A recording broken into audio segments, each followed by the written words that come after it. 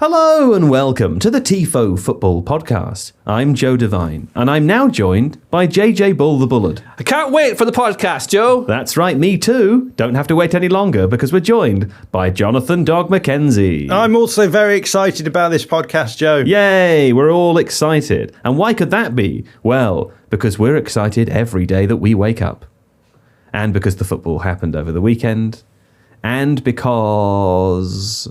Someone stole my cafetiere. Someone stole JJ's Is this cafetiere. a thing within an office environment where I have a cafetiere, it's clearly mine, right? Because it looks nice. Because it's got your name on But it doesn't have my name on it, but it's gone missing. Someone's used it today. I think a cafetiere, I think it's fair for one person to... Do you think it's communal? To think, would anyone really bring in their own cafetiere? Yeah, several people have. Several people have. Well, and you see, and then they would use their own one. So I'm just wondering if I'm being weird here. Who do you suspect of the writers at The Athletic? Who do you suspect stole your cafetiere? I don't know, but I've looked for it and I can't see who's got it. Yeah. So then I had to, and I spent 5 minutes. Obviously, this is very hugely problematic for me because I can't make decisions. So then I had to stare at the cupboard full of other people's cafetieres and think, but if I take someone else's, then I'm part of the problem. That's true. It took me a long time to figure out. I just do it really quickly. It's like the Manchester United marking system, right? Yeah. As soon as one person messes up, then someone else has to mess up further down the line. And it's funny to talk about decisions, isn't it? Because you clearly decided to kibosh my intro, and you decided to rescue it. I don't. Someone's done it, and they've not. I'm sure they've not done it on purpose, not realizing it's a thing. But it's like when you live in a flat with all other people, and then you're like, "Why is they taking my cheese?"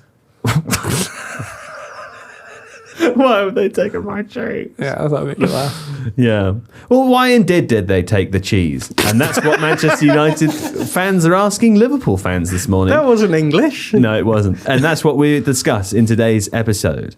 Stick with us to find out more about the Cafetiere. And Arsenal leaving it as late as possible against Bournemouth. We discussed that. Can pigs eat humans? That comes up a bit later. Of course, we're joined by Seb Stafford-Bloor, Herr Bloor himself, to discuss the title races in the Bundesliga. Yes, that's right, the title race in the Bundesliga. And in Serie A too. Newcastle and their owners, we talk about that too. There are also an excessive number of idioms in this here episode today. And we talk about West Ham a little bit later on as well, don't we? And the ownership situation at Newcastle. Yeah, I already said that. You already said that. Oh, okay. You're not listening, are you? Well, that's right. And if you like things that run smoothly and aren't interrupted by John Mackenzie, then you should visit The Athletic. theathletic.com/Tifo. theathletic.com/Tifo, where you can get a free trial, I believe, for a whole of 30 days. And you can bear witness to the incredible, miraculous writings of many of the authors at the company. And of course, also, you can read from time to time Sebastian Stafford-Bloor. Sometimes JJ and John write things on there as well. It's really good. And if you don't like it, you can just cancel it before the 30 days is up, and your sign-up still counts in my favour. Yeah, very exciting. Very exciting. That's theathletic.com/Tifo. But for now, I will leave you on the warm hands and the cool embrace of chaos. Okay, well, we did have other plans for where to begin today's podcast, but of course, Sunday obliterated all of those plans. And I'm speaking, JJ Bull, of Liverpool 7-0 Manchester United. Now that is some result, isn't it? Is it not the biggest defeat or equal biggest defeat Man United have ever had? It is very possible that's the case. In the league, certainly. And it's the biggest Liverpool have ever beaten Man United by. Yes, I would certainly not be surprised by that. Now, we had John covering the game for us yesterday, so we're going to come to him to talk about some of the tactical minutiae shortly. But what the hell happened? Well, the thing is, for me, that I thought it was quite even in the first half. And I thought the way that United set up, first 15 minutes, you keep it slow, like try and calm the crowd down, just try and take any animosity and energy out of it. We know that Liverpool rely on intensity, so if you can do anything to try and numb that, then good. Mm-hmm. And then they were all right. Like, nothing wrong with the team selection. Seemed like a sensible thing to do, apart from Bruno Fernandes on the left, which is something they changed at the very start, and there'll be reasons for that.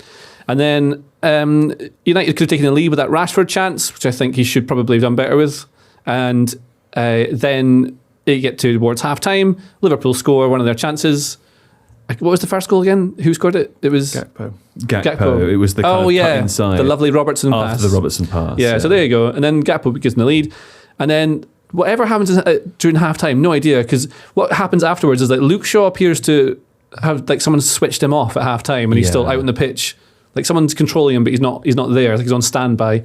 Bruno Fernandes is going around waving his arms and gesturing at everyone to do things that they're not doing. But basically, it's a capitulation, and Ten Hag called it unprofessional in his post-match interviews, and I'd say he's probably right, that you shouldn't fall apart like that. It's players not being in the right place at the right time. The first goal they give away after half-time is Shaw just passing it inside, not even blindly. I don't like using the word lazily to talk about footballers because they're not lazy, right? But it's like, well, I don't know what he's thinking, because he must see that that's a bad pass inside the pitch from where he is, especially in the it's certainly a risky pass. It's the kind of pass where if it comes off and you knit through, you decapitate a whole half of Liverpool's defence, but it was not the right pass to make at that moment. But it's not even that. Like, Liverpool are going to try and show you to certain bits so they can press you through the middle, and he passes it exactly where they're going to be. And then there's other examples of it, particularly Shaw really not even out of position, just not reacting to things. I think Rashford wasn't great defensively. I think Anthony got hooked off at some point, didn't he? They took him away. Yeah. It wasn't. I think Varane back. had quite a poor game, a little bit of a wobbly game as well. But I think the thing with defenders, you can say that individually, the centre backs, I don't think they did too much wrong individually. They're trying to constantly look around to see where things are. I think Casemiro was still in the right place at the right time, but just things weren't bouncing off him. And then you get this momentum where every time Liverpool went forward, you felt like they were going to score. It just happens sometimes where you just know that nothing you do can stop it. There's no way to stop it. There's a difference though between not being able to stop it and then just letting it happen, right? I mean, and what happened in the second half to Manchester United? We talk about why maybe they were slightly more even in the first half. We had conversations yesterday around like, is this a kind of a significant cause for concern? Are there kind of structural reasons why this took place? Is this likely to happen again? It might have been different in how it played out from the Brentford game in the first half of the season, John. But the key thing about that Brentford game was that they conceded 4 goals in the first half and then they didn't concede again. Whereas in this game, they conceded 1 goal in the first half and it just got worse and worse and worse until the game was over. Luke Shaw, again, I don't want to pick on him specifically because there were a number of players who had very bad performances, of course, for a team to concede so many goals. But Luke Shaw is quite a good example of a player who many people have been saying this season has had one of his best seasons ever. People are talking about him as one of the best fullbacks in the world, and he just completely switched off. This team appears to have that in them, doesn't they? Doesn't they? Do they? Don't they? Yeah, I think a nice comparison is the difference between the first Manchester derby and the second Manchester derby. So in the first Manchester derby, I think City ended up winning 6-3. And they were well ahead, and I think Manchester United got a couple of goals back towards the end. And then obviously Manchester United won the other fixture 2-1. And I think that is indicative of the fine lines that exist in the way that Manchester United play football, particularly out of possession. So this is what I focused on in my video, was that actually Manchester United were actually very aggressive out of possession. They play this system which allows them to go player for player in lots of situations. It does introduce a weakness, which I thought Liverpool exploited quite well in the first half. That was what led to the first goal. So Manchester United they have a front 3 against a back 4, and what they do is when the ball goes one side, they shift their 3 across and they leave the far-sided fullback free. And the idea is that they have these certain like buffers to, if the ball is played to that player, to account for it. Which is kind of a funny thing to happen against Liverpool, given that over the last sort of 3 or 4 years, the one thing you don't do is leave the fullbacks free. Yeah. Isn't that fair to say? I think so, yeah. And look, I've been talking about this for a good few months now about this happening, because I've focused on out of possession stuff quite a lot, and I've had conversations with lots of smart Man United fans about why leave that fullback free, why not. Usually in those sorts of really aggressive systems, what you do is you just push your own fullback up onto the fullback in those situations and say, okay, this is quite it's an aggressive way of playing because you're taking a player out of your back line, pushing them up. But for whatever reason, Erik ten Hag doesn't like to do that. And so I think we're seeing a lot of teams being able to exploit that. So in the second game against Barcelona, for example, Barcelona played much better in the first half of the second leg because they had that out ball all the time. They were able to find that free fullback.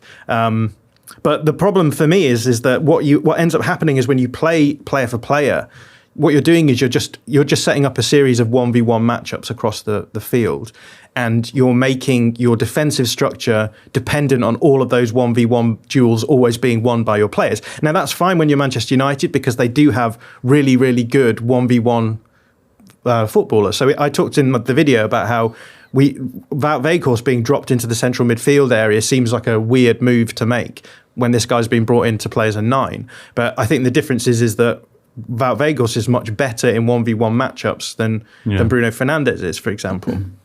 Bruno Fernandes is a very mobile player, and I think a smart player as well. So you can play him in those wide areas, and he can do the thing where you're sort of jumping between the outside centre back and the full back. But you want to get your player Fred, Casemiro, Weghorst, they're all very good 1v1 matchup players and duels in the middle, and they go really tight, really aggressive, and it leaves the back line exposed as well, where again you've got a lot of 1v1 matchups. You do have two centre backs on the number 9, but I think that what happened is that as Liverpool got the first goal, and they could sit a little bit deeper. That pulls the Manchester United players away from their own half. It allows you to expose that back line a little bit more. And when you're reliant on those 1v1 matchups always coming off, when you're in a position where the pressure is ramped up, it becomes harder to get those right all the time. And so that's why Manchester United fell apart, because those 1v1 matchups suddenly just stopped happening, because there's a psychological element to it as much as a physical one. I think I see this quite a lot in five-a-side, playing like a very, very terrible level. But if people are marking man to man, and one person, let's say someone goes up front and they just want to stand up front, and then their defender brings it out, suddenly they have a massive advantage, because someone has to go to then close down that one player who's got the ball going through the middle of the pitch, because you should be in a diamond shape really. And then if someone else goes to that, it then leaves someone else free, and it's dominoes. So then when you see players like Fernandes who will do something stupid, like when he's going down holding his face because he's pretending to be injured or whatever, because he wants to get, I don't know what he wants to gain from it. To be fair, he gets a little knock to the chin, not enough. I felt, of course, and I'm not defending him at all, but I felt a little bit bad for him in that specific instance, because Gary Neville, who was clearly really annoyed, watched the first replay where it appeared that Fernandes wasn't touched in his face, and said, "Look, it's a chest." You watch the second one; he just continues saying the same thing. You can clearly see his face. A bit of a chin, but in that's fairness, a normal thing that all footballers do. Fernandes just has a bit of proclivity for the dramatics around it. Yes, well, this is the thing. He likes the drama of it. Like, he definitely tries to, and he's at the centre of attention, so the conversation centres around him a lot. But I think he gets a bit of an unfair rap for those sorts of things. No, I think it's entirely fair. I think he does it all the time, and he does it at times when you don't need to do it. And he reminds me of players. I think he's not very good at doing it. Maybe that's what it is. It just annoys me that you do it. Not at all, because I can understand when you want to gain an advantage sometimes, and it's part of the game. But he does it when there's just no need to do it, and then he moans about things, and he starts going out with the referee. What's interesting, to take the side of people listening who might be biased, Andy Robertson did exactly the same thing in this game, where he got touched in the chest and he went down grabbing his face for a long time, and nobody mentioned it. No commentator mentioned it at all. Yeah, I didn't even it's see because he doesn't have a reputation for doing it all the time. But I think sometimes it gets pulled out of context. Sometimes it gets made. Yeah, sure. I can understand what you're trying to say. I get it. I just.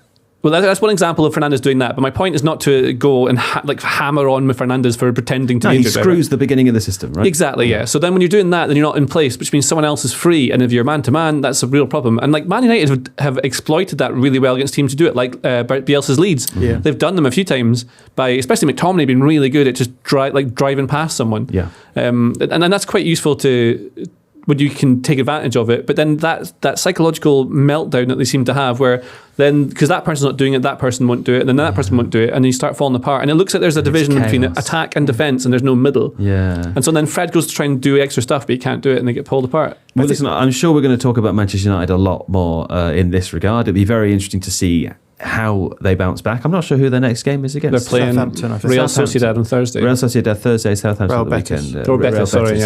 So the interesting game. That's quite a big fixture to bounce back in. We'll see what they do. Ten Hag, I think, fairly making the point afterwards that this is not the same as a bad loss. This is a different thing he hasn't seen from his players before. But from Liverpool's, I kind of feel just following on from what JJ was saying about Leeds playing a man-for-man system, and just ignoring all the things I said about us moving on. But I do think it's. Let's just say what it is, though, right? You are ignoring everything I just said, and you're going to say what you wanted to say anyway. Yeah, I'm just going to say that I think the Bielsa link is quite nice, because I think we saw a lot of games when Bielsa was the manager of Leeds, where we were very competent against teams around us in the table, but then we would come up against a team like Manchester United who were able to pull our man marking around, and we got absolutely turned over. You get pumped 5-0. Yeah, and a lot of people point to the expected goals and they say, oh, it's only 3 expected goals. It just felt like everything came off the opposition. That literally happened in every game where Leeds got absolutely pumped. It's game state. It is game state because we love game state here at Tifo Football Podcast. One, if you're losing these situations where you're just opened out and the opposition are able to generate really good chances, you don't need a huge amount of chances to score goals. No. The other thing is when you're 3 or 4-0 up as a Premier League footballer, there's no pressure on your shot whatsoever. So those shots become a lot easier to make as well. So I think that comes into it too. It's true. Yeah. Game state. Game state. Speaking of game state, why don't Liverpool play every game like this one? Because they were good in this one, and they haven't been as good as they were in this one in other games this season. I think that the way that Manchester United played was maybe a bit naive for this kind of game. And we've already said that they played this really aggressive out-of-possession system. If you watch the game back, there's phases of play in the first half where the 3 Manchester United midfielders are all pushed up against their Liverpool counterparts because they're playing player for player. And it just leaves space open for Liverpool to exploit. So it's almost making Liverpool's job a little bit easier. It is, but haven't we seen Liverpool so far this season? We described it before as in some cases becoming 10 1v1 duels, or 9. Those are the examples of the sorts of things that we've seen Liverpool not perform superbly at throughout this season so far, right? Like individual errors and but I think the issue there is that what they're doing here is they're in the attacking phase when those duels are taking place. I don't think that Manchester United really made Liverpool's press get exposed at any point in a way that other teams have done. And so it just very much became a case of Liverpool tried to play through the Man United press. If they can do that, they then have a lot of space to then exploit. And they've got Nunez on one side and Salah on the other, and they can get those players running in behind. And I think that's just perfect for them. And Liverpool are being handed the ball a lot as well. It's not that they're winning it back with the press. It was they were in position to press, but they were being given the ball. And then one of the goals is a counter-attack from like a corner, I think it was, back to front. And I felt like they just had to sit deep and then wait for those spaces to open up, play a few passes. They knew that they had the fullback open, so there's a nice get out for an aggressive press. Play that pass and then see what happens from there. Yeah. There's a psychological point to it as well with Liverpool in that they've definitely been really good against big teams this season, apart from Real Madrid, obviously, in Champions League. But in the Premier League, they've been really good against City. They did not beat City, I think, didn't they? Yeah, early on in the season. And they just...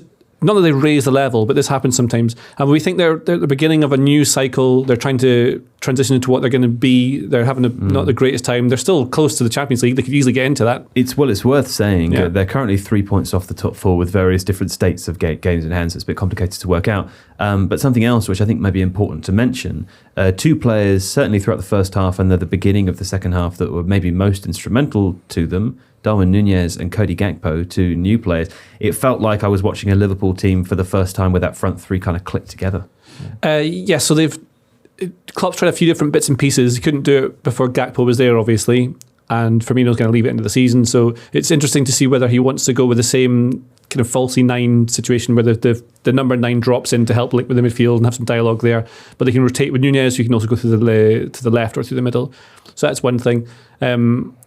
That'll take time to come through. I agree with Gary Neville saying this is like a freak result, but Liverpool were good for it. They were great. They played the way they should have been playing, and everything kind of worked for them, and that gives you momentum and confidence. And my point on the psychological aspect of it is maybe they're really, really up for the big games, and they've got the crowd behind them, and then just everyone goes at it 100% mentality monster style, going at it. But when you play against a team you've played a load of times in the last few years, and maybe you're just not quite on it that one game, that's when you drop that little bit of intensity when you're that Liverpool team, then that's when the little gaps come in, and you see the little bits of defence exposure that have been letting them concede goals during the season, if that makes sense. It does. But not to say that they're not desperate to win every single game, but there will be certain ones where you're more up. It just is. And then when that happens, this could be one of those things that then gives them that revive. Oh, this is how good we could be. This is what we need to be. And then there's a real. It galvanizes them maybe going forward, even though they're already half decent. Look forward to them losing their next game. Well, exactly. That's exactly what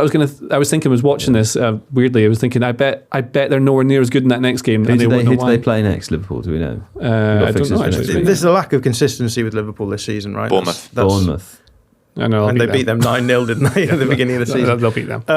But I do think a lot of this comes down to a lack of consistency. The Premier League's weird at the moment because the race for number 4 spot in that last Champions League spot just seems so open because all of the teams in it seem desperate to not win. So Spurs drop points at the weekend. Newcastle are dropping away. And Liverpool, as we've said, incredibly still in with a chance of getting the top 4, despite the fact that we've been talking about them having a uniquely terrible season. I mean, last week on the podcast, I said I just don't understand how Liverpool can have just got so bad so quickly. And that's what fired them up. Around. Yeah, that's right. But it'll be fascinating to see how that race for the number 4 spot goes. Yes, indeed. Okay, well, another dramatic fixture that occurred over the weekend that probably would have led our coverage today had Liverpool not smashed Man United 7-0 was Arsenal's comeback. Arsenal 3-2 AFC Bournemouth, team we were just discussing. Bournemouth, pretty good in this game there, JJ Bull. But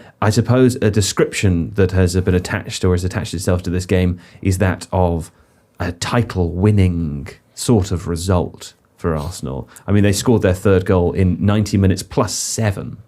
And they were down within 9 seconds. Yeah.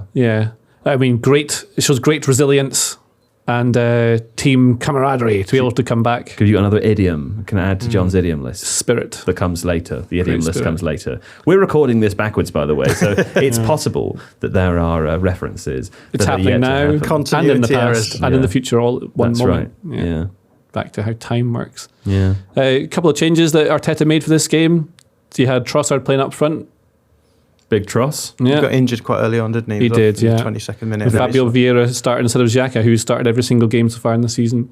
That's not why they conceded the goal early on, but it was a routine from kickoff. Why doesn't everyone do that, like a routine? It's so because you've got a clear... When they do, don't they? They just usually score from them. Yeah. I've seen them do that more people should score from them. More people should score. I agree with that too. Yeah. I think that's important. Good corner. Apparently that routine they already did another time, didn't they? You were saying, John? The goal kick? No, was it a corner? The corner where a blocker drags the near post marker away. The Bournemouth set-piece goal, yeah. Set pieces are often rehearsed because they are repeatable actions, so it's good for you to make sure you've got some kind of plan with them. And that one, like the way they score is the player who scores it attacks the near post zone and they just have a blocker who drags the near post blocker away. So it's simple. Free. It's very simple, yeah. I was listening to a Spurs podcast this morning. What's it called? The Extra Inch. That's a good show. And they were talking about a set piece routine that they have done, which Harry Kane keeps scoring from. They described it as like it's the set piece that just keeps on giving. No one's doing anything to stop it. They just keep scoring. Very fun. I was going to say Bournemouth generated 0.3 XG according to Opta from 4 chances. They had 4 shots. So is that a lot or not? I think that's a lot. Yeah, because I guess if you divide them. Because it's meaningless when you just say it. I don't know what that means. Yeah, so 1.3 XG is like over a goal's worth of expected goals, which you would expect to probably score from. Yeah. To do that with 4 shots is pretty incredible because that means that on average you're generating 0.3. Just to be clear, XG. You said 1.3. 1.3. Because I think initially you said 0.3. Oh, sorry. Which I meant 1.3. Confused me. They generated 1.3 XG from 4 chances, which is on average 0.03. And that's a lot, is it? You would call that a big chance, so 4 big chances. Yeah. So there's definitely something. Oh, the save by Ramsdale, the 1-on-1 is so good. Yeah. So they generated obviously the way that they're playing the game is sit deep, try and hit on the break. They had 19% possession. Yeah, exactly. And so it's another weird game, right? We talked about this with the Aston Villa game, right, where they deserved to win that game, but they won it in extra time. And this was another game which they deserved to win, but the manner in which they win it is sort of like, well, they also kind of deserve to drop points as well. But This was very much about one of the ways of causing Arsenal problems is by just refusing them any space. They're really good at generating space in behind the opposition's defensive midfielders, attacking that space and generating chances from there. One way you can stop doing that is by sitting really deep. You don't allow any of that space to open up, but you give the opposition the ball through the whole game. So Arsenal dominated pretty much the ball the whole game. Bournemouth were able to take advantages of a few forays into the opposition half. It's a risky way of playing because you're giving the opposition the ball and saying, come at us. And like you say, every time they did have a chance, it was quite a big chance. It was quite a big one. So there's two things to say. One is that when you play like that against Arsenal, even if you play really well and do exactly what you set out to do, they are still more likely to beat you in those situations. But the other one is that there's definitely a way of causing Arsenal problems by sitting deep and then trying to hit them on the break. Okay. So I think that's what we'll start seeing more of as the season goes on. That's what teams do against Rangers and Celtic in Scotland. You be careful. I mean, again, the reference won't make sense yet because it hasn't happened. You'll hear it in the second half, but there is a reason why JJ needs to be careful about what he says. Yeah, far be it from me to allow you to have another shocking experience such as the one that the listener will discover in the second half. We're going to a break before the West Ham bit. Yes, that was a break. Back from the West Ham bit. One quick last thing on Arsenal after the break. Very confusing, isn't it? This is good, though. Harvey Downs on Twitter tweeted this. Arsenal have named a starting 11 without a single player to have made a competitive appearance under Arsene Wenger for the first time since January 1986. Is that because Xhaka didn't play? Is that? It's because Xhaka didn't start, yeah. And then I was thinking, I guess the only other team that's kind of attributable to is Manchester United, and De Gea is still starting. I mean, it may have already happened, and De Gea may have missed a game. I don't know if it's happened or not, but that gap gone be long is all I'll say. One last thing from that Arsenal game. The noise that you hear from the Emirates when Nelson scores the winner, and then the noise at full time is so good. Like, it's one of those, I love those noises. And there's a couple of examples. Are you bringing that up because of that time we got in trouble for talking about noise at the Emirates? They pump it in, right? They pump it into the stadium. That's not what I said. That's what you said, Joe. Hey, you, man. I didn't say that. I didn't say that.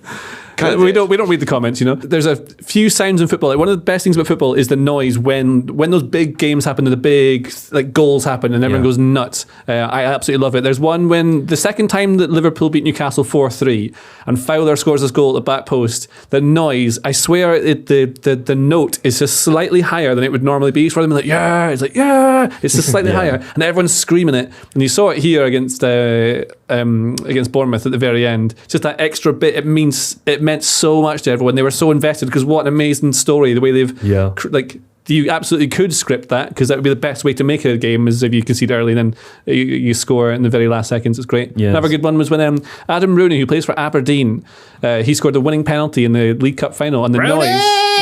Exactly. He scored, but I watch the video now and again because the noise in the crowd is just slightly different to what it normally is when Aberdeen score a goal. I know what that noise is, what that tone, or what the note is. I don't know but did I tell you when I went? Was it earlier this season or last season? I went to see the Women's North London Derby.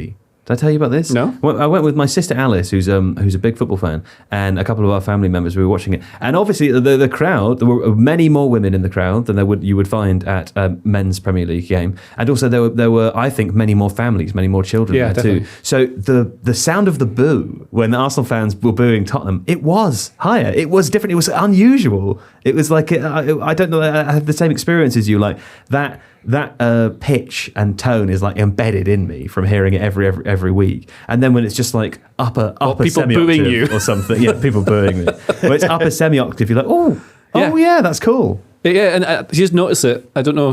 There's something very melodic and musical like about it. You know, often people sing the songs, they do it in a voice like Aberdeen, and they wouldn't talk like that normally. Aberdeen. That's one of the Aberdeen songs, isn't it? But that's when they go Arsenal, like that. Yeah. Rather than doing like Arsenal. It's hard to do football voice without. Like, I find myself wanting to do that if the only time I ever sing a song in a football game is if I accompany Uncle Damien to Carrow Road and they sing On the Ball City. I don't know all the words, but I pretend to because I feel bad that I'm there if I don't know the words that everyone does. So I go On the Ball City. I find myself doing the voice. Football voice. It's because you want to fit into everyone. Also, because you can sing. On the Ball City. Well, because you can sing, Never you do it differently. Mind the danger. Yeah, I was thinking you probably like a football chant if it starts with the piano going dun dun dun dun. I like the Sheffield Wednesday. They sing "Hi Ho Silver Lining," And they sing, How does it "'Cause go? it's hi-ho," and then they turn off the song, and it's Right. like, "Sheffield Wednesday," Yeah, and then it carries on with the music. I quite like that. So you're that's singing fun. along to a song, and then it's just like, "Whoa," in the middle, and then it's like, I back to like normal. it. Very strange, isn't it? Very tribal. Human beings. Anyway, we're here to discuss human beings, and let's do so. A quick meander through the results. I know we haven't got much time to spare, Steve Hankey. I know. But a couple of things, of course, we referenced. Let them eat cake, Joe. Let them eat cake. Another reference that will make sense when you listen to the second half. Man City, of course, passing Newcastle, not untroubled. Difficult game. Newcastle created lots of opportunities, didn't score. Another team that created lots of opportunities and didn't score, Leicester. That was weird, wasn't it? Oh, good Yeah, lord. Nacho missed like 8 goals. Poor boy. Yeah. He's a good player, though. Here's another little note I took, John. This is for you. Of course, Javi Gracia is the new Leeds manager. Javi Gracia looks like a musical comedian Boothby Graffoe, and Pyatt Pree from Game of Thrones had a baby and taught it to be a football manager. That's a very niche reference. I did think that as I wrote it down, but it's fine. Anyway, fine. Let's also discuss another big fixture from the weekend, or perhaps not the fixture, but the state of the team at the moment. Brighton 4. 0 West Ham. Now, Guten Tag, that's bad for West Ham because, of course, not only is it a 4-0 loss away at the Amex, it is West Ham have only gained 6 points away from home this season so far. They are 100% in a relegation battle. 23 points, just one off Everton, who are an uptick of form in 18th place. It's troubling times for David Moyes, isn't it? Although Roshane, who is the Athletics West Ham correspondent, did say Moyes still retains the full support of the board. But this, of course, was perhaps the day that he lost the faith of the fans. The fans have been very patient with him, haven't they? I feel as though he's had a weird trajectory at West Ham because he's had 2 stints there, and he's sort of. Obviously, the second stint was characterised by him saving them from relegation, and then it sort of coincided with pandemic football, and I think that suited them to a degree because they play sort of fairly solid, not particularly energetic football, quite direct football in possession, and that worked out for them. And then once that period was over, they then dropped a little bit again. They're another team who are like weird underlying numbers phenomenon freaks because their underlying numbers put them much closer to the mid-table than the bottom of the table. But the big story for me with Moyes is that he was almost tasked with taking them from being a team who were a relegation battler to a team who got into Europe for a little while. Yeah. And it felt as though they needed to make a playstyle shift to being a team who could maybe manage games a little bit more. They couldn't just be that direct, sit deep, hit teams on the break kind of team, and they haven't made that step. And now it's not looking great at all. So They've got a top quality squad, though, haven't they? I mean, it's sort of when you look at some of the other teams that surround them. I suppose you wouldn't include Everton in that, just because Everton also have a very good squad. But in comparison to Bournemouth and Southampton, and an argument to be made for Leeds, West Ham have a much higher quality squad of individual players overall. I think they have a decent team that could realistically expect to finish in the top half of the table, which is what the fans want them to do. Yes. When you look at Moyes at Everton, he would finish one season, he would finish maybe like 11th or 7th or something like that. And then there's a couple of seasons early on at Everton where they finished high up, but then the season after they went really low, like 17th, 16th. So they sort of cycled up and then big down and then cycled up. He had a couple of those in a row. And then after that, he stabilised them and then they kept growing. Yeah. But like John says, the underlying numbers that they're missing all their chances. Yeah. Specifically, like one of the huge drop-offs for me this season is Jared Bowen, who was massively important to them last season. Yeah. And when they play in the counter, he's amazing. Him, Antonio, they're just really good at playing on the counter attack, exploiting space in behind. They could do it because he sat deep to avoid being. They want to be hard to beat. David Moyes teams. That's what they want to do. Lots of wide focused possession play, lots of crosses, inverted wingers. But he's playing with a front 3 normally with the central striker and 2 inside forwards, I guess you call them, maybe inverted wingers, doesn't really matter. But Jared Bowen is about 3.37 expected goals underneath what he should be, him specifically. Thomas Souček isn't scoring goals. To Liverpool, didn't he, Jared Bowen? It sounded like that was going to happen and then it didn't happen. And it could be various reasons. He's just not been on it this season. But if you're missing one of your key players from the season before, that's a real big thing, even though it's only just a few goals. Yeah. But those can separate the 1-0s and the 0-0s from what you've been losing. Then, because they're not scoring, they're more susceptible to conceding and Yeah. being vulnerable in that way. What's But happening with Scamacca? I haven't noticed him He was much this injured season. for a bit, wasn't he? He's been injured. He's played 16 games. He's 16 appearances anyway. He's actually one of the only players shooting over his expected goals. Right, really? Well, very barely. I mean, his expected goals are 2.47 and his goals are 3. Yeah. So it's not perfect. But this is the thing with Moyes is that his Everton teams were never particularly exciting, but they were hard to break down, and they would grind games out and get it's not hugely exciting. Well, and you had Stephen Pienaar, Leighton Baines, and Seamus Coleman. The West Premier Ham League has got better as well. I think it's worth saying. Two things have happened. One is that the talent the bottom of the table teams have is much higher naturally. And the other thing is because it's so financially viable to stay in the Premier League, you get teams at the bottom now just bedding in and just wanting to take draws against teams around them because, that can be enough to keep you up. And I think both of those things have probably made the West or the David Moyes play style a little bit more harder to get an advantage from as well. If teams are just sitting deep, then it's going to be much harder to be able to directly attack them. I'd love to hear what you have to say, but we've got to end the show. Oh, do we? I mean, is it do going one to last take you thing? 10 seconds? Yeah, I can really quickly. Okay. Rafa Benitez had a very interesting thing in the Newcastle Man City thing where how come if you spend loads of money like West Ham did, it doesn't necessarily make you better because everyone else is also spending money. And when you spend that money, you got to be successful as it works. 10. Otherwise, you run out of time to be able to do it. That was 11. I tell you what, I didn't listen to anything you said, but I'm proud of It was counting counting in your head, weren't you? Yeah. I was counting with my mouth. I think I got it. I think I nailed it. Well done. Well your done. mouth is actually part of your head as well. That's right. Well, listen, let's have a break now. And then when we come back, you will hear us discussing things that we discussed over an hour ago. Oh, what a lovely break that was. Wasn't that fun? Anyway, before we get started with the second section, first let me reintroduce Mr. Seb Stafford-Bloor. Guten Tag, Herr Stafford-Bloor. Guten Nachmittag, Herr Devine. Wie geht's? Yes, wie geht's are sehr good. Listen, but we're going to talk to Seb in the second half about various things on the continent and beyond. Well, not beyond the continent, but beyond the concept of geographical borders. But before we do that, and speaking of geographical borders, there was a little complaint about a show that we recorded. When was it? Was it last week? It was last week. It was last week, yeah. And JJ, I'm just going to read to you what someone sent, not to me, not to you, but to our editor here at The Athletic. He kindly forwarded it on to me. I won't reveal the name of this person.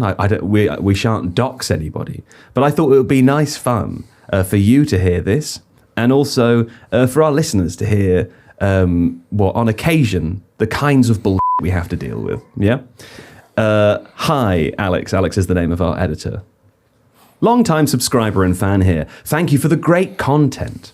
As such, I was hugely surprised and disappointed by JJ Bull's performance on the Tifo podcast this week. As an exiled Scotsman in the south of England, I was excited to read that Celtic and Rangers were getting the headline treatment on the podcast. Not really true. It was a second headline. But instead of any kind of analysis, says this person, JJ, on Sunday's game, we got the following. A. JJ responding to a good question about Ange Postecoglou's tactical setup and fit with the Premier League jobs, with JJ repeating tired tropes about money in the Scottish game. Very tired those tropes were.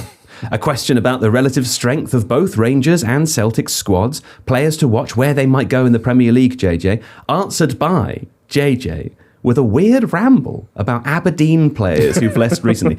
It goes on for some time, but I'll come back to say, it generally strikes me as odd that you, and of course this again is addressed to our editor, that you would continue to employ someone who seems intent on dragging down Scottish football rather than talking it up when given the opportunity to do so, as is your duty.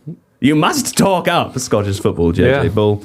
Beyond the tone, you appear unable to be analytical or objective in the way that this person has come to expect from all of the other people that work here.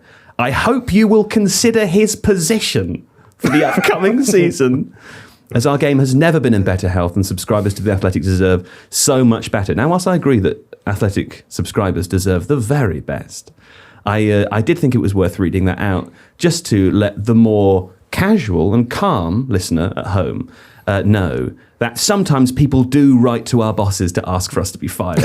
And It's quite weird when you say it out loud like that. Yeah. But do you have anything to say to this person who said that? Well, the problem with you reading that out is that of course, I have a mandate, which is to bring down the Scottish game from within London, which is why I first moved down here. That's why you left Scotland in the first place. So it's problematic that you've brought it up, because that's all I want to do is bring it down. I agree. Burn it down, end it. Yeah, end it. Yeah. And I've tried, but they just keep going. They do, don't they? Yeah. They're very Another thing is, all those clubs are very, very equally balanced in terms of wealth. So, I mean, obviously what I'm saying is silly. There's I mean, just because one earns slightly more than the other doesn't mean that they shouldn't be able to compete at the same level footing. Sure. Always. Do you agree that you should lose your job? Yes. Yeah. Okay, yes, in fact. And I'm not really here being paid. I'm done what like Larry David did in real life and just turned up for work on the Monday. Seb, has anyone ever written to your boss to ask for you to be sacked? I mean, technically that's you, so maybe... I write to myself about that sometimes. Yeah. I mean, you could, yes. Yeah. With two puppets debating whether I should still be employed. I've written to Joe loads trying to get you sacked, Seb. So. I know, but it kind of descends into a kind of incoherent ramble about Scottish football every time. It's because you keep trying to bring it up. Yeah. People sometimes, to me, they will act when they're responding to something on Twitter or they're tweeting me on Twitter. They'll also include the handle of the company I work for, as if they think when the company sees what I've said, there'll be serious consequences. People do that. They tag in big companies thinking that it's not like a 22-year-old intern doing the socials that day for Asda. Yeah. It's disgraceful, Asda. Anyway, if you're at home listening to this or indeed watching this on YouTube and you're thinking, maybe I'll write to someone's boss and try and get them sacked, don't do that because it's weird. Now, Seb has joined us, of course, to discuss all sorts of interesting things. And Seb Stafford-Bloor, we're going to start with the sort of tricky topic of Newcastle United and their ownership, because something happened in golf, correct me if I'm wrong, the first time anything's ever happened in golf, which was important. What was that, Seb? So, for those who don't follow golf, it has been probably the most controversial period in its history because there is a big legal fight between the PGA Tour, which has sort of run the world's main golfing tour for eternity, and Live Golf, which is run by the Public Investment Fund, who own 80% of Newcastle. And over the past couple of years, over the past year even, they've sort of snatched away some of the biggest personalities and players in golf to compete in a new tournament. And there have been all kinds of arguments about whether these players can take part in old PGA Tour competitions, and obviously sort of acrimony between different players and people within the sport. However, where this affects Newcastle is the fact that this little fight, or part of this fight, has ended up in court in America. And it's resulted in Yasser Al-Rumayyan, who is he's the chairman of Newcastle, but also the governor of the Public Investment Fund. He's been subpoenaed, and there have been a request for documents from the PIF. And the lawyers acting on their behalf have tried to claim a degree of immunity on their behalf, saying that Al-Rumayyan is a quote sitting minister of the Saudi government. And there's a slightly longer bit which is worth reading here, which discusses the claim for documents specifically. And it says, this is from the lawyers, the order is an extraordinary infringement on the sovereignty of a foreign state that is far from justified here. The PIF and His Excellency Yasser Al-Rumayyan are not ordinary third parties subject to basic discovery relevant standards.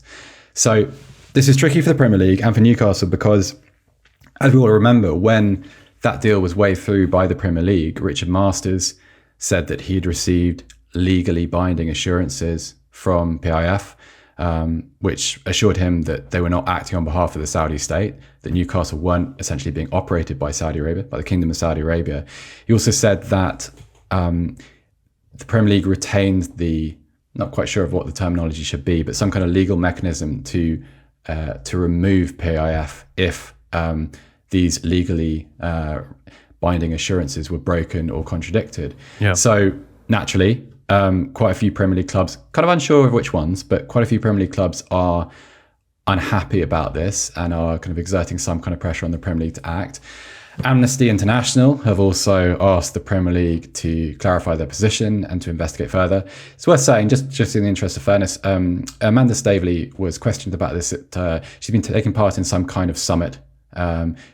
over the past week, and she said that, quote, "The undertaking was that Saudi Arabia would not control the club, full stop. That undertaking has been and is being honoured." So clearly she disputes that.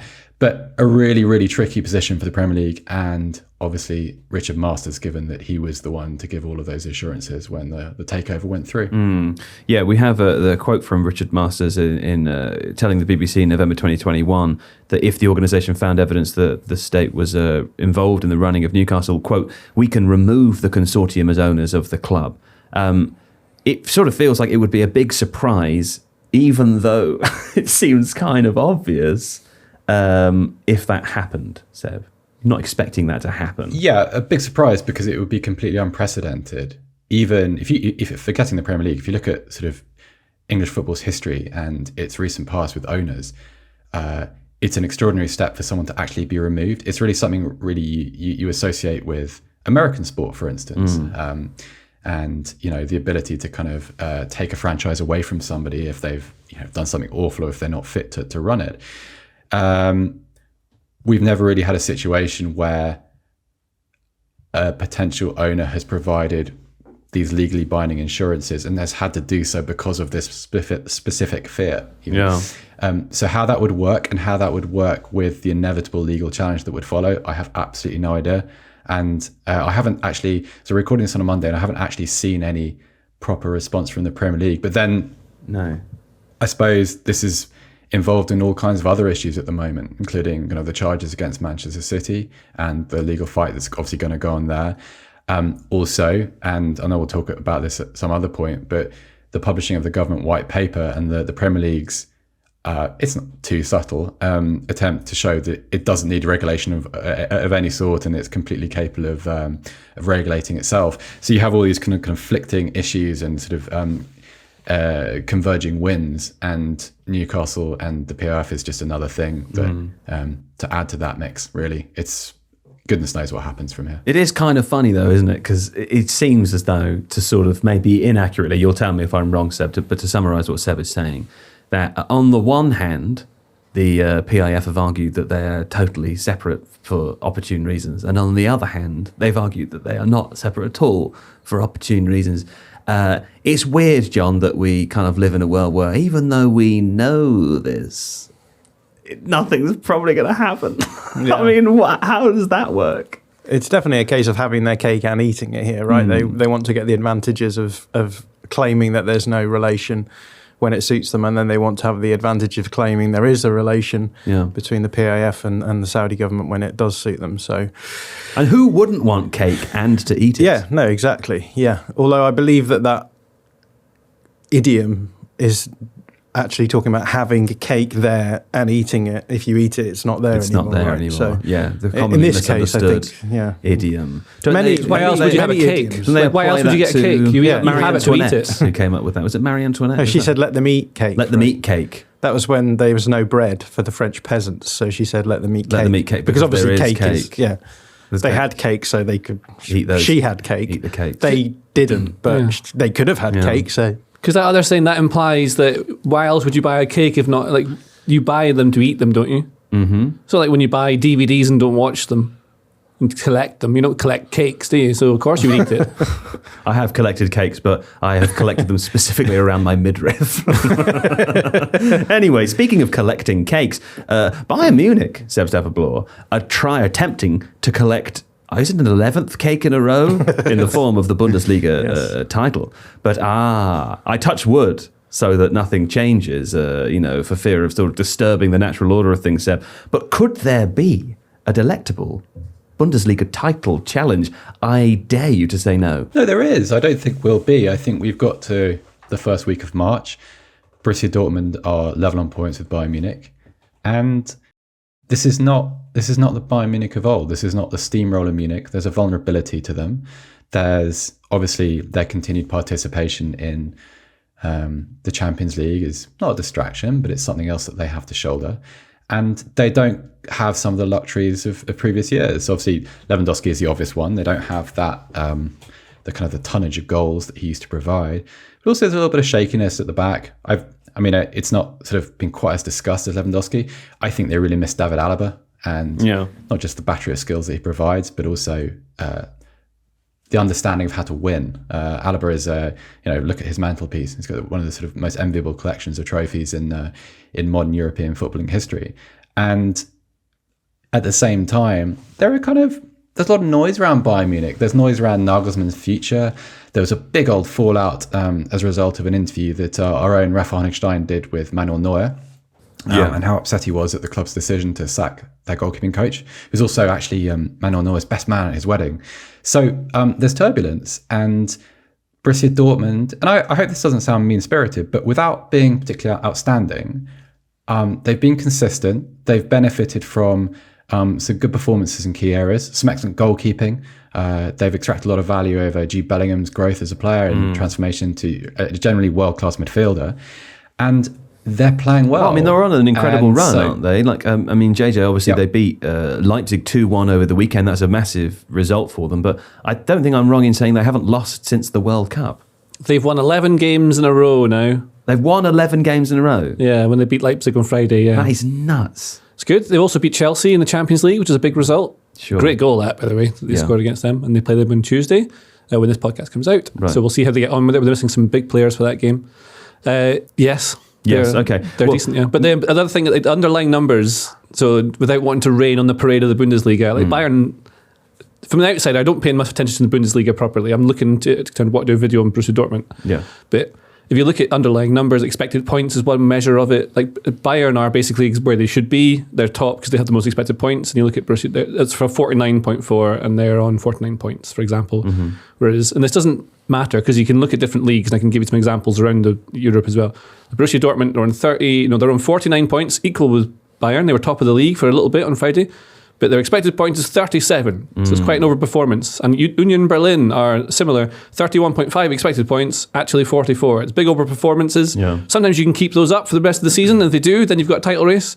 But what would suggest that an argument you could make would be that an overperformance would be required from any team. Well, exactly. And underperformance from Bayern. That's how you would do it. Yeah. So if Bayern do then not pick up and don't perform at what level they should do, that's where you get the title race. But then you look around, in the Premier League, this is the thing as well. Like Arsenal look good for the title. They could easily win it. And they're massively overperforming expected points. They're 51.6 expected, actual 63. Yeah. So underlying numbers over a whole season would suggest that this is not sustainable, but again, that's why football's quite good, and sometimes you get random winners. So maybe there is a title race. Well, Union Berlin, speaking of, drew to Köln over the weekend, John, 0-0. They are still in third place, 44 points now, 5 off the top 2. Was this the weekend, do you think, where it became a 2-horse race? We've been saying this I feel like all season, like Union are going to drop off. Their numbers are maybe not as sustainable as they might look. I'm with JJ on this. Like you can talk about underlying numbers till the cows come home, as I like to say, but sample sizes of a season are so small relatively that all you need to do is overperform for, Dortmund have won 11 games in a row. They probably shouldn't have won 11 games in a row, but they have. Yeah. And that extra boost of points that they get gives them not only a sort of points bedrock, but also momentum to go into the rest of the season and perform. So whatever, I don't know how many games are left in the rest of the season, but we're getting to the business end of the season now. Yeah. They're in a really good position to actually challenge for the title now. Had things happened differently, it wouldn't have been that way. So I do think that the underlying numbers are instructive as to like the level of performances that are being put in. But once you get to this point where you can just push for the last 10, 14 games of a season, then who cares what the underlying numbers say to a degree. So it'll be fascinating to see how the title race plays out. I think with Bayern, with both Bayern and Dortmund, I think what's been really interesting since the World Cup is that they've both sort of gone back to basics a little bit. So in the first half of the season, Bayern were trying a lot of really interesting things tactically. There was a lot of creative thinking from Julian Nagelsmann. He was doing stuff with a concept called minimum width, which is about actually, we talk a lot about maximum width, right? Keeping your wingers really wide, stretching the back line. Nagelsmann was doing interesting things, having his wingers narrow, being able to get advantages in that way by pinning defences narrower rather than wider. So if you can keep your back line really quite compact than the space that can be attacked in the wide areas. Arsenal doing interesting stuff with minimum width now, and then Nagelsmann was doing sort of Red Bull stuff, the stuff that we would expect him to have done when he was at Leipzig but didn't, with more direct attacking through the central spaces as well, in line with that minimum width stuff. So that didn't really work out. So now it feels as they've gone back to their sort of standard positional approach that you would expect win games from approach. Yeah, well, there's this sort of idea that actually, if you structure your team well, you can exploit space, and if you have elite players across the pitch, then you will generally come across quite well. And Dortmund, I think, the same. They've sort of developed this sort of fairly simply structured play style, which is really working for them, because it's getting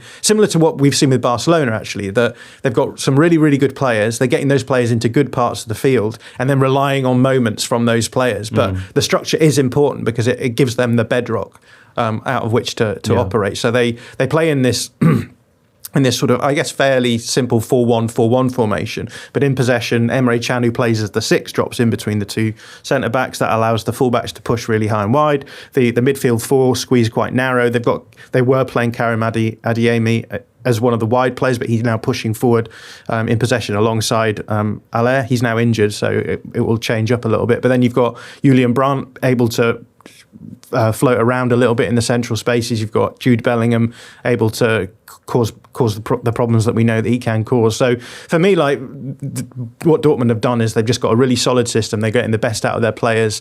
They have a talent advantage over a lot of teams in the Bundesliga, and that's why they're in the situation that they're in. I guess the difference is that in the big games now, when you would expect them in the first half of the season to maybe drop points, they're now getting those performances where they're actually coming through. But I mean, even against Leipzig, the underlying numbers, Leipzig overproduced expected goals against.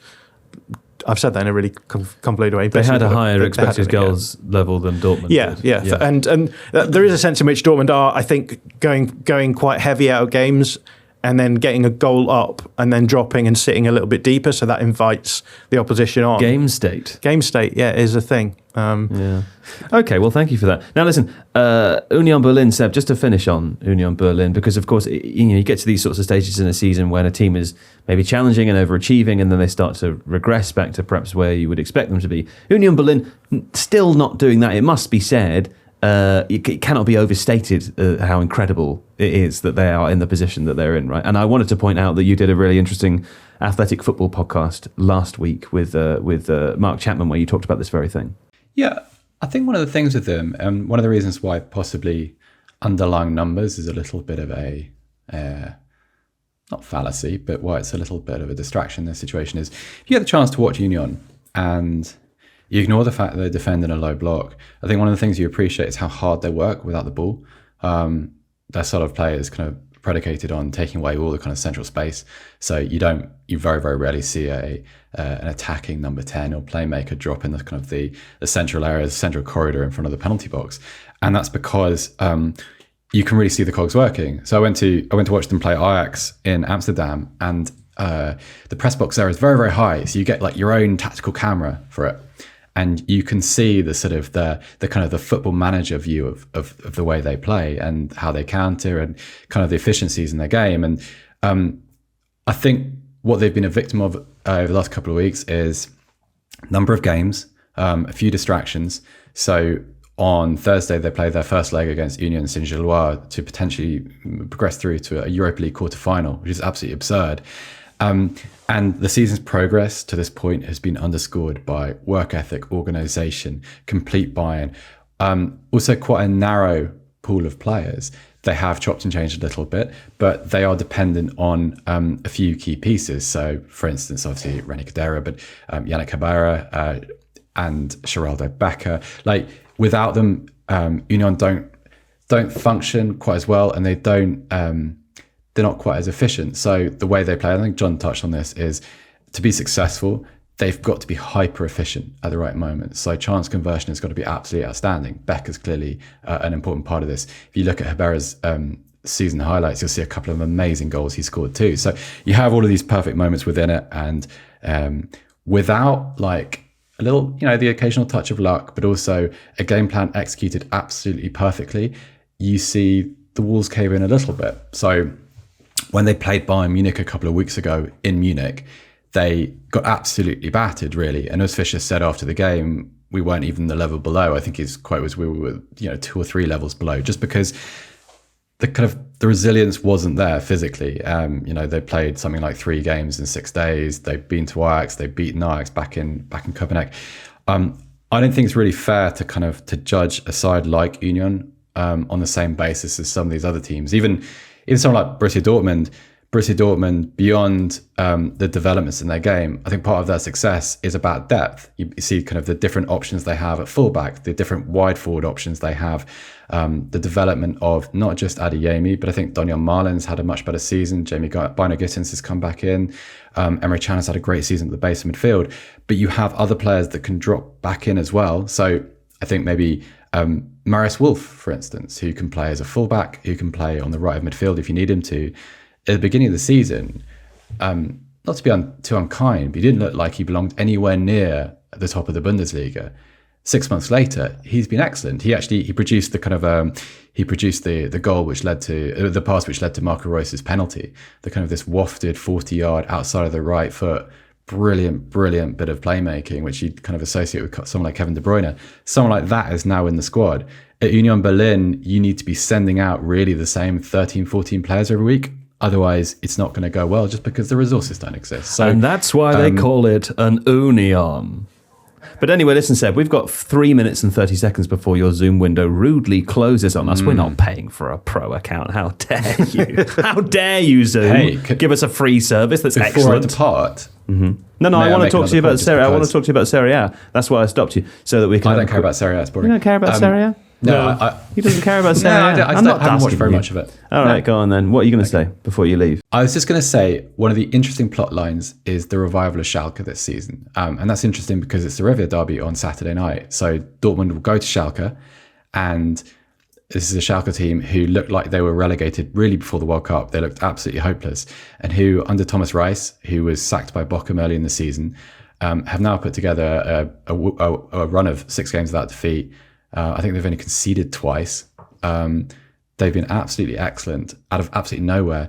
And on Saturday, Reis and Schalke went to Bochum and won. So he went and beat his old employers to put them bottom of the Bundesliga. And so it's a fascinating little nugget from the football gods. You say, right, well, here's your title challenge, Dortmund. And right on time, just at the right moment, here are Schalke in something like the best form they've probably been in about 2 or 3 years, maybe even 4.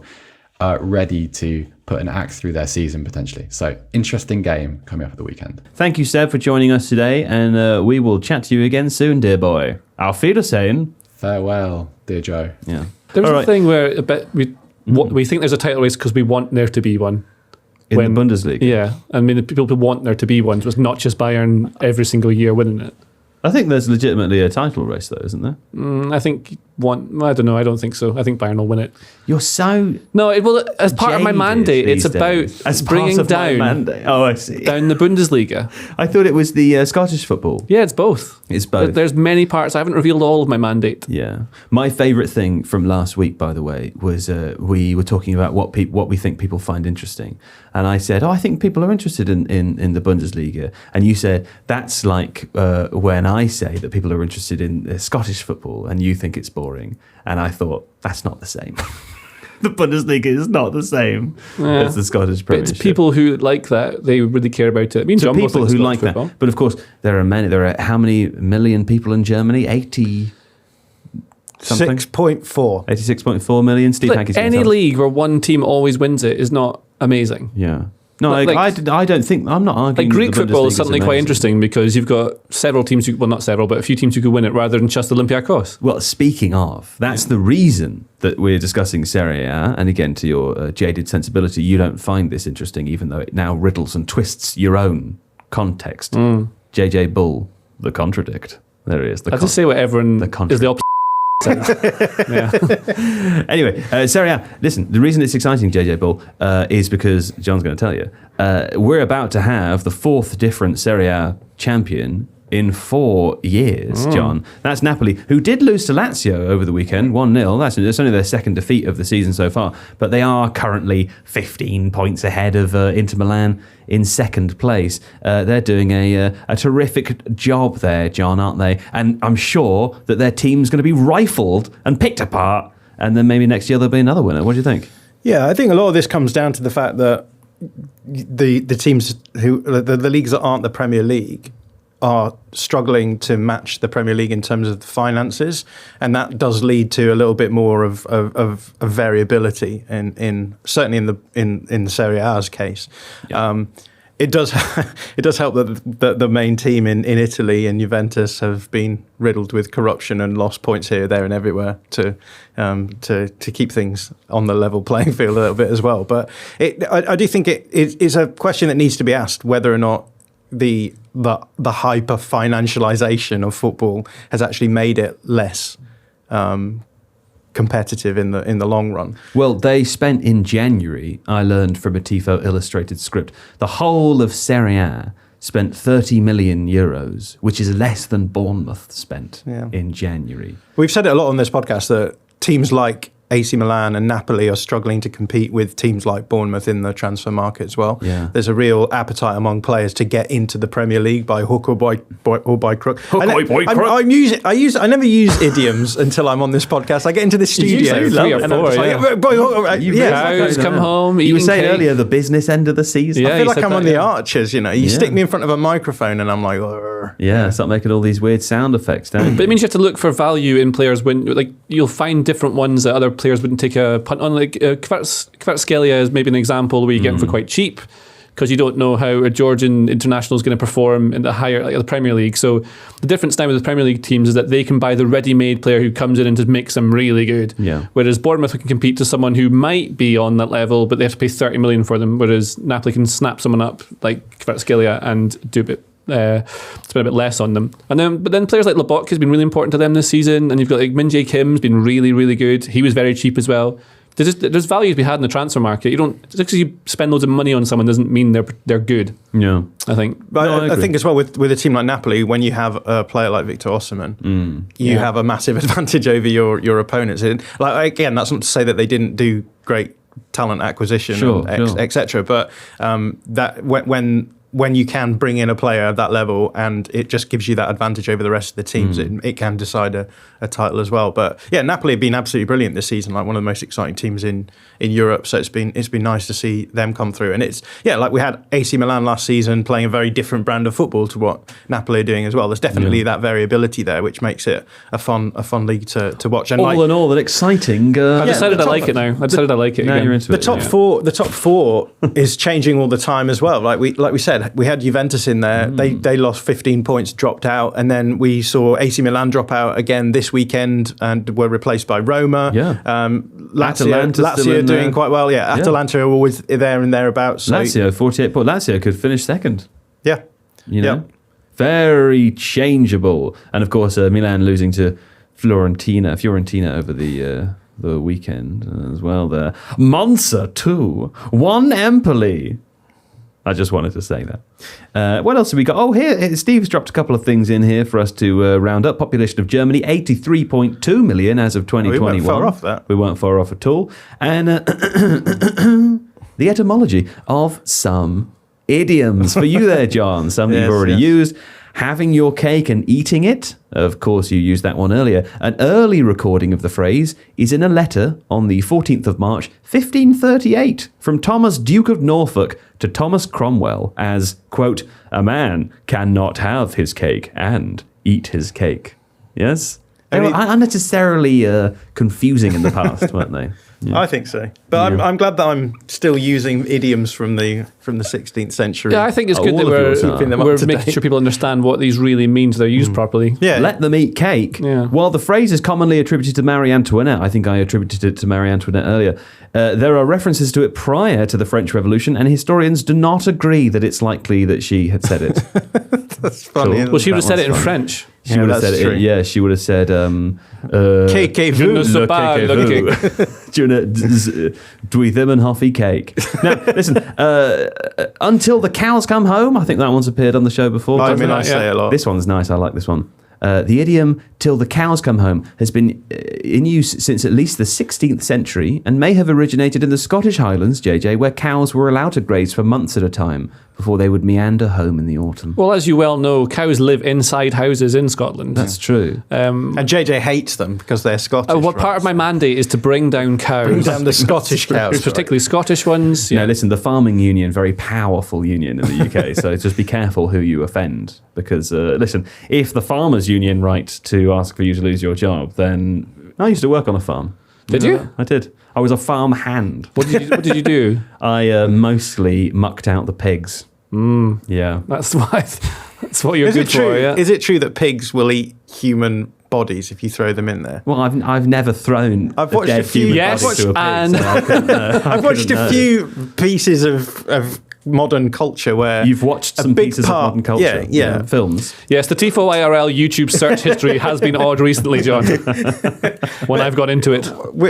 and in these series, TV series usually, there's been this trope of we've killed someone. So Deadwood is one of them, right? So Deadwood is set in the Wild West in the Gold Rush era, and they basically in Deadwood, which is a town in wherever, I don't know where it is. Yeah. Every time they kill someone, they take the body to this Chinese chap who has pigs, and they just dump it in there, and they get. Well, eaten. it was popularised in Snatch as well, I believe, wasn't it? Was it Brickhouse? Is that his name? The name of the character, Brickhouse? I don't know. He's the guy also in the Armando Iannucci sketch show who Armando Iannucci calls to fix his washing machine. But he's the old Cockney guy that they hire for all those roles.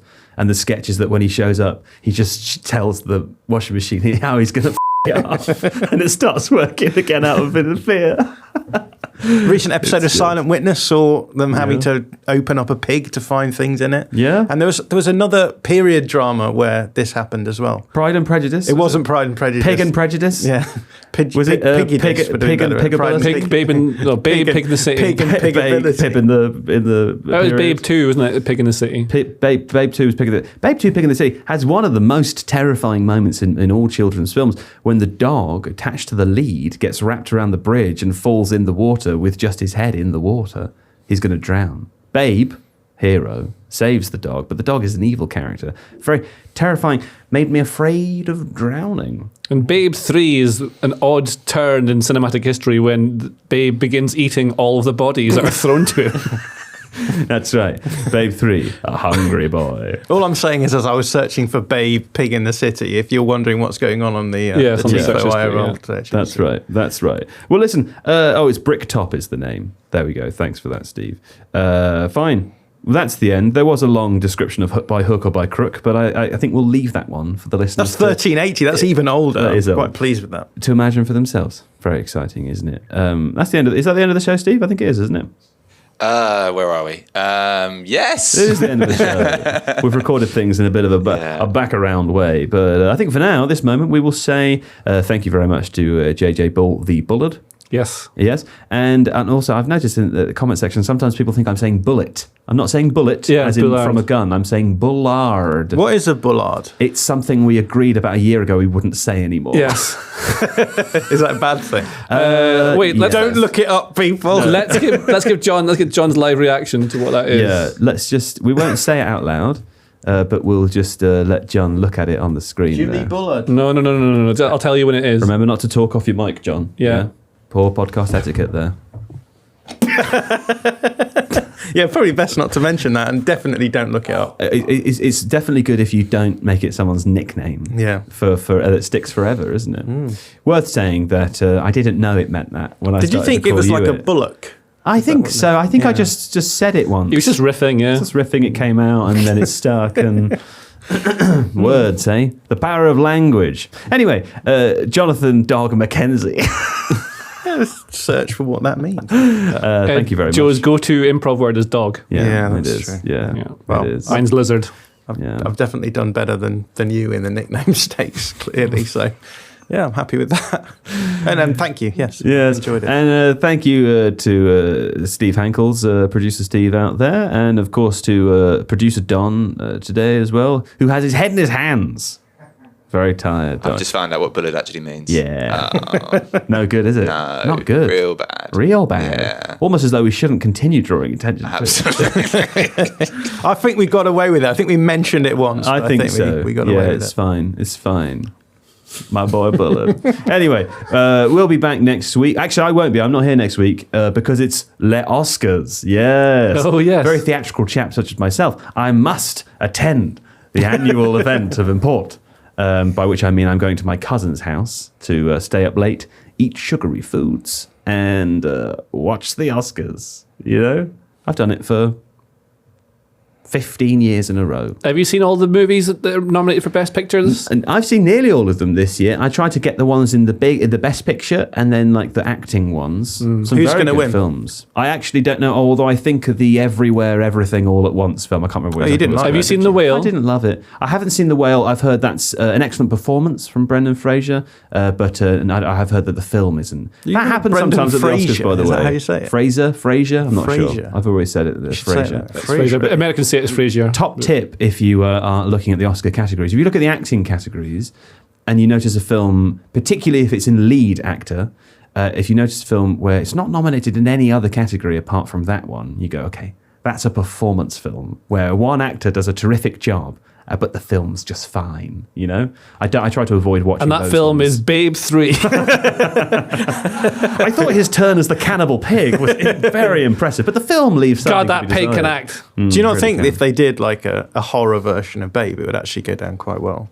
I'd watch Especially it, if they didn't sell it as a horror film and there's just kids like Probably eating their would. popcorn and then Yeah. it just becomes. I think there'd be a high take up for that. Yeah. I should say though, my favourite film of the year was the Moon Age Daydream, the David Bowie documentary. That was. Have you guys seen that? No. Oh, it was terrific. Also, no. It was so good. I don't think it's nominated for any Oscars, but that's not what the Oscars are about, really. You know. What was you got a favourite film of the year? I just like watching Dumb and Dumber, mostly. Dumb and Dumber. Yeah. Yeah. You are a kind of old joke guy, aren't you? You know, Yeah, Sort of. yeah. Yeah. References Old, to things that I comma, know from the 90s, yeah. Joker. Did you not enjoy Top Gun Maverick? Have you seen that one? Yeah, it's probably one of the best films ever made. It'd be right up there with Jurassic Park. Yeah? It's magic. Do you really think so? I think movies... It's on my list to watch this week. I haven't watched it yet. So, like, you haven't seen it? No. Oh, see, this is the thing, right? So, and again, I've watched lots of movies for my degree that I did. Yeah. And Always gotta get that in there. No, well, it's the thing, because people always like movies are meant to be this arty thing that makes you feel something, and that's Sure. nice, but I like to avoid feeling things because then I have to think about life, really. Yeah, so yeah, if I just have things in the middle, it's fine. Yeah. And Top Gun, you don't have to feel too much. It's just a thing that happens. You're like, wow, I'm on a roller coaster ride, but it's an object. It's amazing. Right. And they've done it very well. It's just a perfectly put together movie, like to watch like that. I call it a movie Yeah. rather than a film. You know, a Okay. film's like Citizen Kane. That's a film. Yeah. Whereas I think it's brilliant. Yeah, it's like we both like Jurassic Park, right? I think Jurassic Park's maybe one of the best films ever made. Me too. Yeah. and it's in there. And I watched Top Gun. and I was like, oh my god, I can't believe how good that is. Oh, I'll watch it this week. Fine. What is your favourite film of the year, John? I can't even tell you the last time I went to the cinema, but Right. at the moment I'm watching my way through the Star Wars franchise Yeah. because I really liked the old Star Wars when I was young. Yeah. i.e. the original trilogy. And do haven't you like the young watched Star any Wars now you're I haven't old? really watched any of the other ones. No. So I'm watching my way through it. Yeah, it's interesting. It's like it's interesting going back through it and being like, oh, there's actually quite a big political backstory here that when you're a kid you're just like, Yeah, the lightsabers. trade discussions are fascinating when you're 8. Yeah. Yeah. I yeah. do think John Mackenzie is the only person I know who would say, I'm watching the Star Wars series at the moment. Yeah, it's interesting. Yeah, it's the only person I know who would describe that as interesting. I do Not think to say it's not I think interesting. that like the political background of Star Wars could potentially have been done quite well, but they didn't do Agree. it. So, Agree. because it's quite an ambiguous political Yeah. background, right? Yeah. It's sort of like there's some bad guys, and then these are the good guys in the original trilogy, and then you go back and it's like actually there's lots of bad guys all over Well, the indeed. place. I find that in the prequels, the confusion of Count Dooku, very strange, very grey area. As they say, all of the best sci-fi that came out of the Soviet Union times, maybe it's just a satire of the modern world. Have you heard the theory that Jar Jar Binks is actually a Sith Lord? I've not heard that theory. So there was a real theory that when you describe Sith Lords, they can disguise their real power and do it in comical ways, which Jar Jar Binks does. He falls in. He's always in the right place at the right time. He's like Lewandowski, right? Casemiro. Yeah, he's there. He fills in the gaps. But but there was such hatred towards the character and that poor actor who got a load of hatred out of it. Yeah. And then so they changed it apparently for later ones. I mean, that might be nonsense, but there's, Star Wars nerds go right into it. I want to know what Dave Filoni and Jon Favreau say about it, because they would know. Love those guys. Yeah. Okay, fine. Well, that's probably the end now, isn't it? I would have thought. That's the end. But anyway, this makes it in, wow. I think it will. I think by the time they get to the end, they'll stop. They'll be too tired to do any more editing of things out. But suffice to say, Michael Bailey will be joining you next week for some more football chat. So look forward to that or something. But until then, all the best. Bienvenue. Take care. And, just keep old chugging along until next time. And I hope you find it again. It's in the building I somewhere. think you should hunt it down. After this. It's too aggressive. I'll join you. I'll be your henchman. I don't want to do it. I just wondered if it's me being weird. Is it wrong to take someone else's hide behind me. I'll be Jeremy Clarkson and you can be I think Rich someone Hammond. probably will have done it by accident, won't they? Thinking, this must just be an office cafeteria. Either they have their own cafeteria or they think it's an office one. Yeah. Right? Well, So- they have their own and they think yours is theirs. Well, either someone else has taken theirs and then it's a spiraling domino effect. Yeah. Like I my see. marking system. Yeah. Or someone's just 'cause gone, I'll someone just might use have that. taken I it. want that. You sure it wasn't Alice? Yeah. Because she's in today. No, it's not Alice. No. Not Alice. No. Who else could it Better be? hadn't be Alice. I That'd think be we best awkward. put the podcast on hold until we work out who it was, Yeah. though. Who else could it be? Let's go through in our heads. It'll be one of the writers in the main bit. You think so? Yeah. In the main bit? Yeah. One of those people. One of the true athletic employees, not like us, pretend ones. Exactly, yeah. Yeah. Who's your money on? I really don't know. Come on, and say it. I I could think be annoyed we about need to it. make a Say the beef name with out someone. loud. No. Hello and welcome to the Tifo Football Podcast. I'm Joe Devine and I'm delighted today to be joined by JJ Bull the Bullard. Guess what happened to me today? What happened to you? Someone took my cafetiere, Joe. Oh man, let's spend 10 minutes in the intro trying to work out who it was. Do you think we should? We should do this again. I could tighten it up. What do you think? Give it like character arcs and then Yeah. what do I learn by the end of it? I think we put some lift music in. Oh, Steve 10 minutes later on the video. Steve Hankey's ruining And then our fun come- again. and Did he then do come this the whole back. time I was away? Yeah. It's no fun when I you blocked weren't out my here. memory. Did he butt in constantly while I was away as well? I was think it? so. You blow a kiss at me. That was weird. That was weird. I don't know why I did that. In my pocket for later. Now listen, there's more to discuss today than Steve Hankey's strange gestures and JJ's Cafetiere. And that, of course, is probably one of the biggest games of football of the whole season. Manchester United and Liverpool. We talk about that. We talk about Arsenal. Oh, John's here. John Mackenzie's here. Let's do this all again. Hello and welcome to the Tifo Football Podcast. I'm Joe Devine and I'm delighted to be joined today by JJ Bull the Bullard. Guess what happened to me today? What happened to you? Someone took my cafetiere. Oh man, should we spend the whole intro talking about it At least 10 minutes. and then re-record it again for a third time? We're running into your meeting that you've got, yeah. Oh, that's true. Hello and welcome to the Tifo Football Podcast. I'm Joe Devine and I'm delighted today to be joined.